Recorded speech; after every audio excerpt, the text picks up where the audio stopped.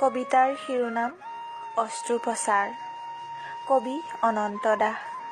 পাঠ কৰিব লৈছোঁ মণি ডেকাই। বুকুখন বৰকৈয়ে বিষাইছে আজি, নিবিষাবনো কিয়? হৃদয়ত বিন্ধি থকা কাঁইটডাল উলিয়াবলৈ নিজ হাতেই কৰিলোঁ নিজৰে হৃদয়খনিত অস্ত্ৰোপচাৰ। অস্ত্ৰোপচাৰ। কাঁইটেৰে হেনো কাঁইট উলিয়াই পেলালোঁ তুমি নামৰ বিষাক্ত কীটটো। বুকুত উমি উমি জ্বলি থকা জুইকুৰা, হতাশাৰ চেঁচা পানী ঢালি নুমুৱাই পেলালোঁ কাহানিও পুৰিব নোৱাৰাকৈ।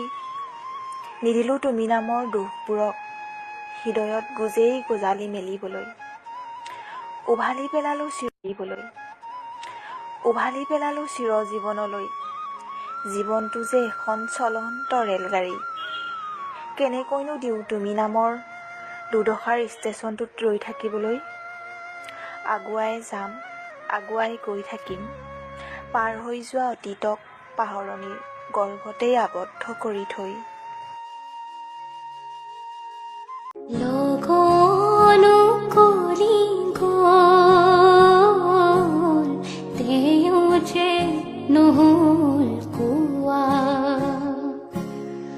মনৰ কথাটি মোৰ হিয়াত গুপুতে থোৱা।